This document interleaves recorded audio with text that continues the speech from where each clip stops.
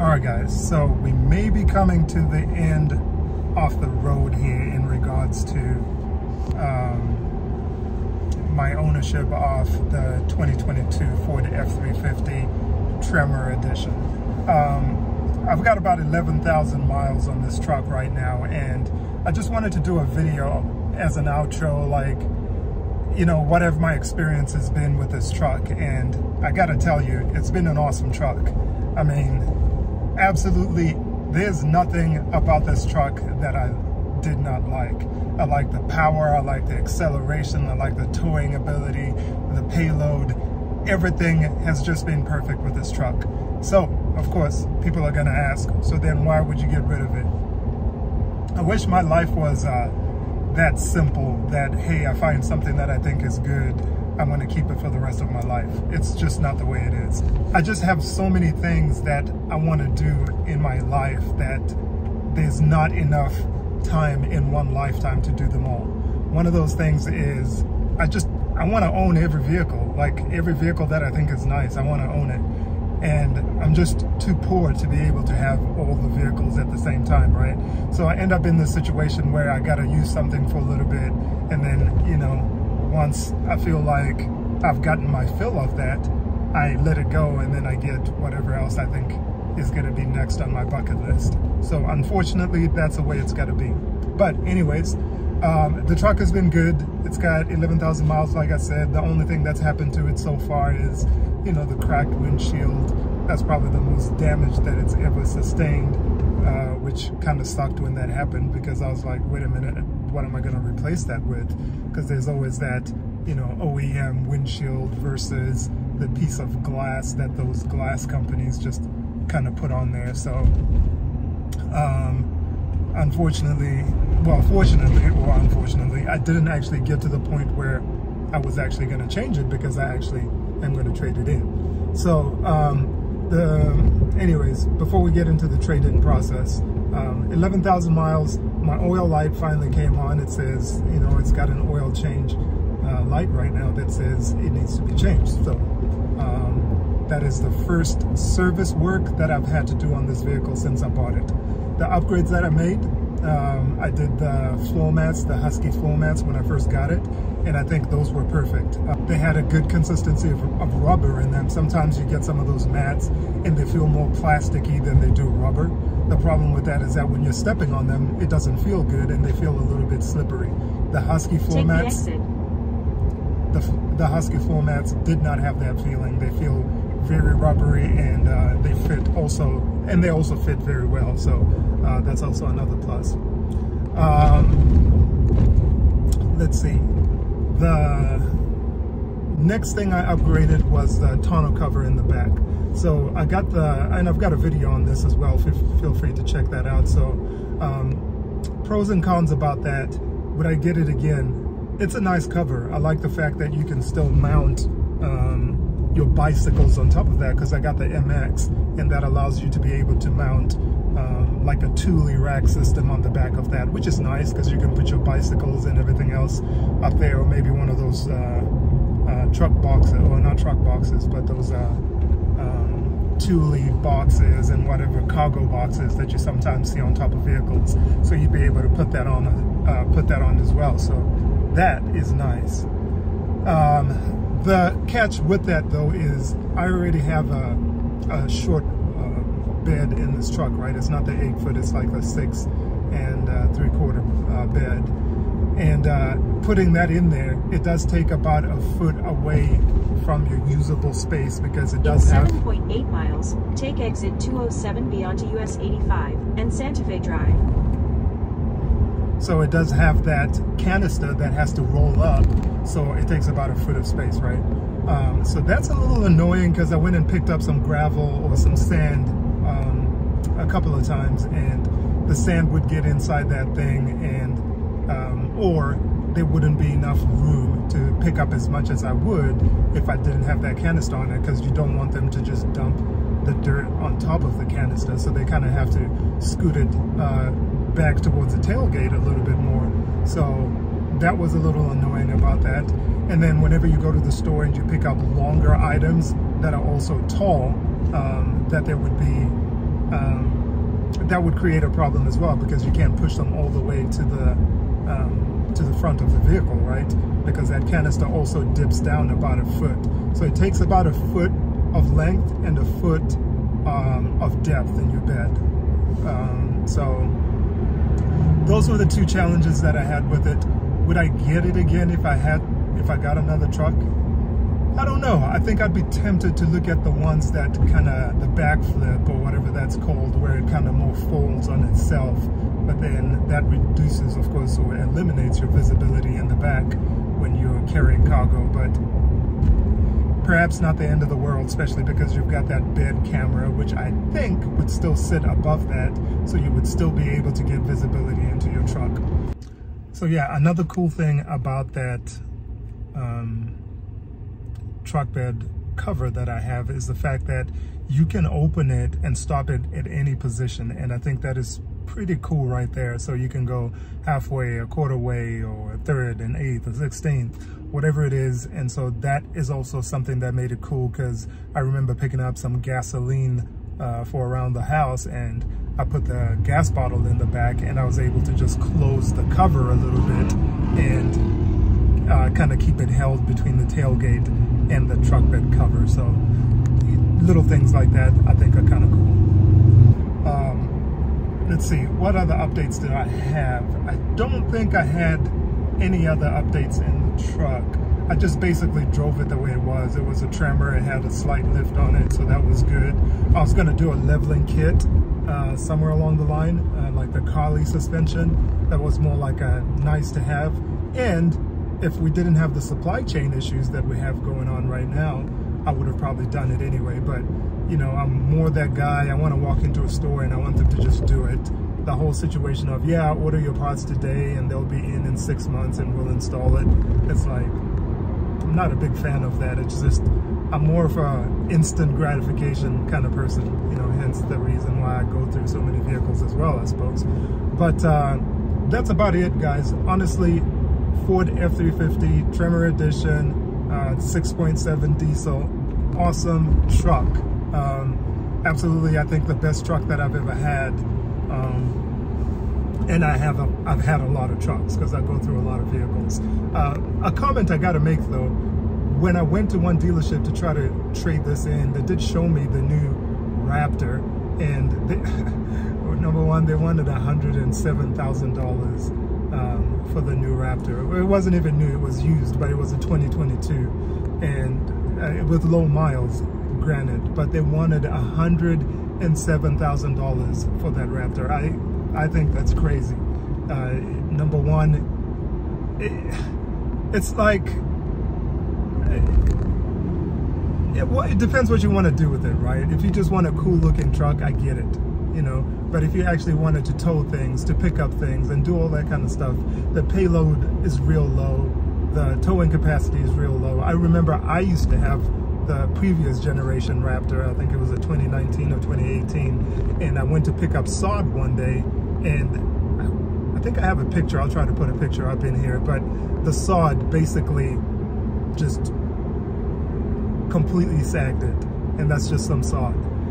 This truck here, of course, it's not comparable, right? So it may sound like I'm being crazy, but I'm just saying the reason why I would not want a Raptor for my daily life is that I just don't think it's as functional as I would like to use it.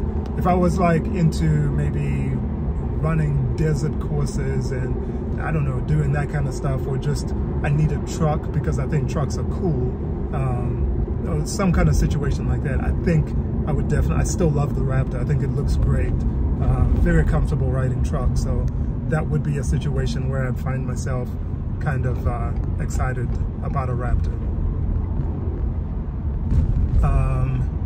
So that's about it for right now though. We'll see what I end up getting here. I'm kind of going through the motions right now to try to figure it out. Supply chain issues are still killing us, so a lot of the vehicles that you would think you want to get are too expensive or have just gotten even crazier than what they used to be. So just trying to figure all that out is kind of a pain right now, so who knows. Maybe I'll still end up with this truck, but I'm going to give it a good effort. I'm going to go out there try to see what I'm looking at. And I'm thinking G-Wagon, I'm thinking Land Rover Defender, or something like that. I like the idea of SUVs. I also like the AT4, the Yukon, but those seem like completely unavailable, so that sucks. I gotta maintain some kind of towing capacity, so I'm trying to find something that can still tow at a minimum 7,000 pounds, right? Because I still got my ATV, I've got a trailer, so I need to be able to tow those things now that I don't have a, you know, if I didn't have a truck. So towing capacity is still important to me. I can maybe make do without having such huge towing capacity, you know, but I gotta be able to tow at least 7,500. Yeah, so another thing I had planned for this truck was that I was gonna put a camper in the back, but again, supply chain issues. The campers that I wanted were either unavailable or, you know, not unavailable, but well, yeah, I think one actually discontinued, or they shut down operations, and then another one was going to be 6 to 8 months for them to get it, and all that kind of stuff. It's like, wow, I don't operate in those lengths of time. In 6 months, I'm going to have a different interest. So anyways, that is about that, guys. Sorry the video is kind of crappy, but I'm on the way to the dealership, and I knew if I didn't do it right now, it may not actually get done. So this was the only option. So this has been it. It's been a real fun time driving this truck, and if you're looking at buying a Ford F350, do not hesitate to buy them. I think it's an excellent truck, probably the best truck I've ever had. So that's saying a lot.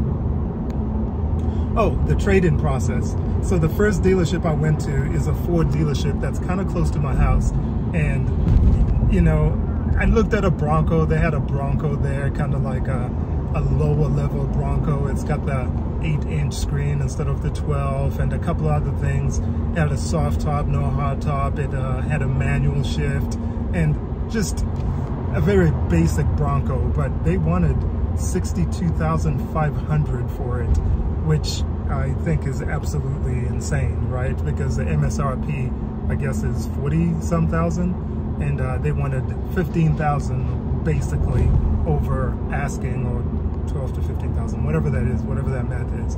So they wanted that much over asking, and then when it came to my truck, it's a 2022 F350 Tremor edition. They wanted to give me $80,000 for it, you know, to buy it outright, and then if I traded it, they said they would give me $81,000. And Kelley Blue Book ranges from 83, I think, to 88,000, and so why I would trade in my vehicle without that markup that I'm going to buy the next vehicle for is just absolutely insane, right? Why would I do that? So I, of course, told them I'd trade them. Number one, I didn't want the Bronco, but I've never had one, so I'd take it. But use the right 2 lanes to take exit 207B onto US 85 and Santa Fe Drive. But I'd give it a whirl, you know. But I don't think I would ever trade a whole 6.7 liter diesel. Take the exit. A whole 6.7 liter diesel power plant for $80,000 in exchange for a way lesser vehicle and for, you know, that much more money. So that did not work for me. I told them I'd give them MSRP and that's it. And they, you know, of course, didn't go for that. But that was about that. They tried to negotiate, bring it down, you know, a couple more thousand on the Bronco, but still, for a vehicle that I barely wanted, I still wasn't quite interested in that. And of course, I don't want to lose money on my truck, so that deal didn't work out. I almost forgot. So the other thing I did was ceramic coat, and I think that's been also fantastic. I like it. I like the fact that it's easier to wash a truck. Black vehicles are notorious for getting dirty, so if you really have to have a black truck, the only savor to that is the fact of being able to wash it a whole lot easier when it does get dirty, as often as it gets dirty. So I really like the ceramic coat. You know, I was able to just go to the wash, kind of run it through real quick, and the dirt kind of falls off. So that's the beauty of that ceramic coat. It's the name is very, very inflammatory, right? It's ceramic coat. You think it's this crazy thing. It's just a wax. It's a wax job that's supposed to last. Stay in the middle 2 lanes. It's a wax job that's supposed to last a little bit longer than you know, your regular wax that you may do at home. So just another good upgrade that I did, and if I got another black vehicle, I'd definitely do that again, you know, for a decent amount, that is. Some of those ceramic coats seem to get a little bit crazy, but the one I used, I think I've got another video of it here on the site, on the channel, but that'll have the prices on that. I think it was $1,600 perhaps, and it was ceramic coat with paint correction. So that really worked out, and I think I would definitely do that again.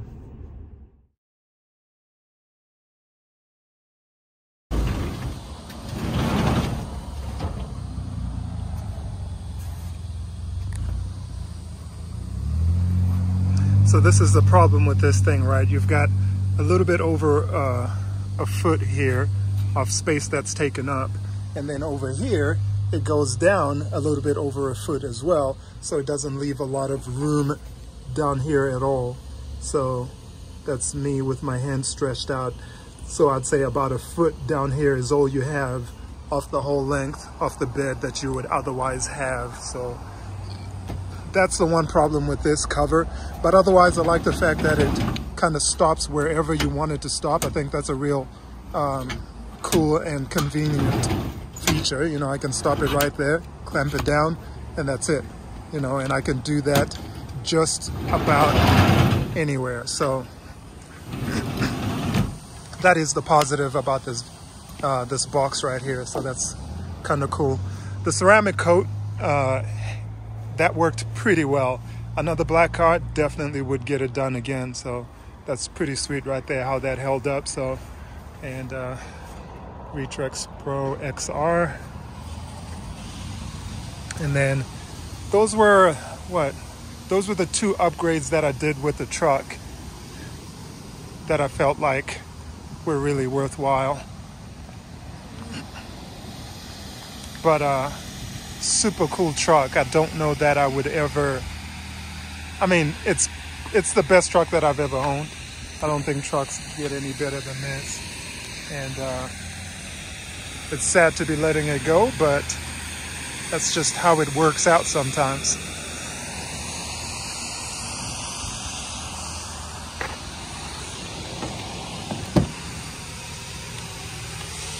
Oh yeah, the Husky mats.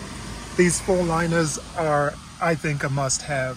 I mean, I like their coverage. I like the fact that they're rubberized, a little bit more rubber than plastic, so they don't feel plasticky, and so they have actually some grip. When you're stepping on it, you don't feel like you're just kind of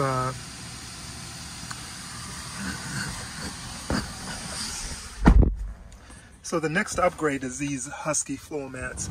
I love the coverage that they provide, right? Like if you're looking at that, it's good coverage, and they're not plasticky. They're actually pretty solid, pretty rubbery. So when you step on them, you don't feel like your feet are just slipping and sliding. And I'll show you the front one here. It's a little bit dirty, but that dirt actually doesn't come out very easy. So I guess if there's a knock, it's that, you know, dirt seems to get ingrained in there. If I was to get a brush and try to work it out, it would probably come out. But just trying to hose it off, that doesn't work out very well. You know, even with a towel, because I think I ran a towel on there and it still looks a little bit dirty. But still, good coverage on these mats. Wouldn't get any other mat if I was to do it again. And then, of course, that big screen. I love that screen. I did not love the camera. You'll watch my videos. I talk about that backup camera. But,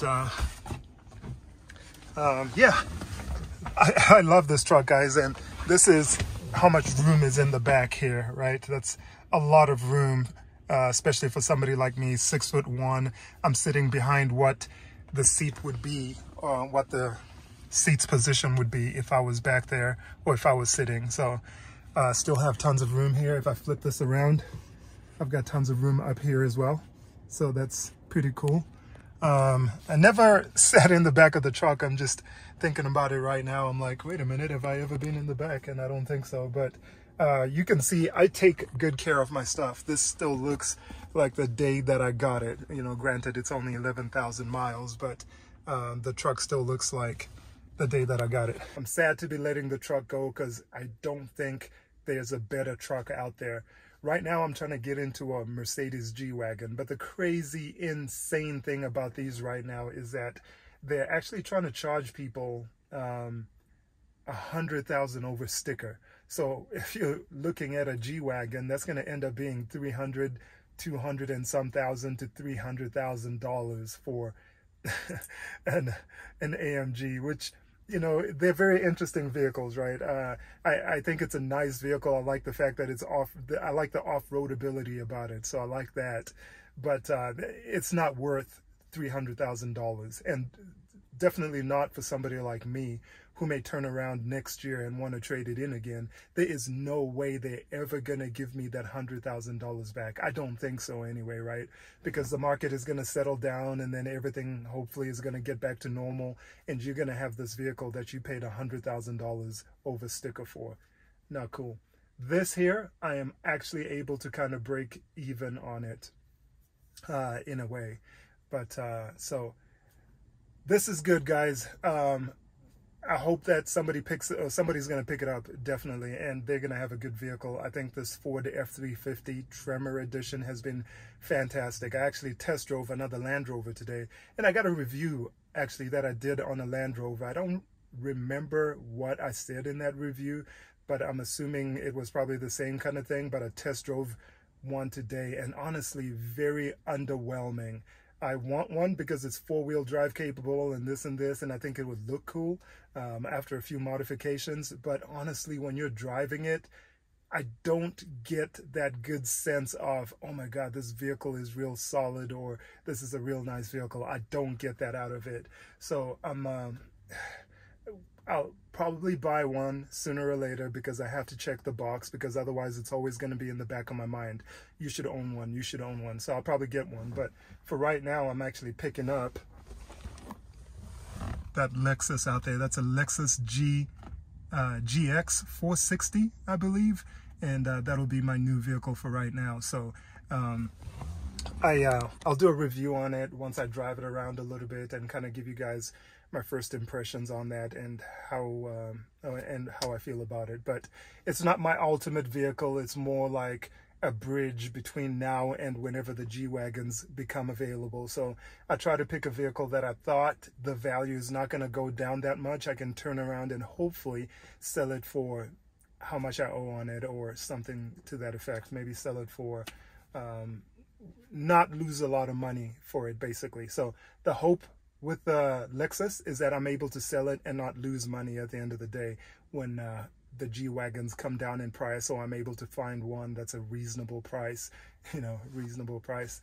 But for right now, that's about it, guys. It's honestly been a pleasure driving this vehicle. Love it, love it, love it. And yeah, sad to see it go, but such is life. The upgrades I made: the truck bed liner in the back, the ceramic coat. Definitely would recommend ceramic coat for anybody driving a black car. That's been a heaven sent. I can clean this car by not just hosing it down, but I can go through an automatic wash, and it does a pretty good job of making sure the vehicle is clean, and then a little wiping after that, and it'll be solid. And so I would definitely do that again with a black vehicle. White vehicle like that Lexus out there, I don't think I have to worry about that as much, but black vehicle is definitely going to do that. So when I get that G-Wagon, it's likely going to be black because I just love black cars. And I'll probably get it coated again. That GX 460, maybe some wheels, some tires, something like that. Get it looking a little bit more aggressive, maybe some black accents or something like that. I still have to think about that, but I'll post it, I'm sure, as soon as I'm through some of the changes that I'm going to make. But until then, guys, let me go in and kind of conclude this deal and get this all said and done, and I'll catch up with you guys later. Till then, peace.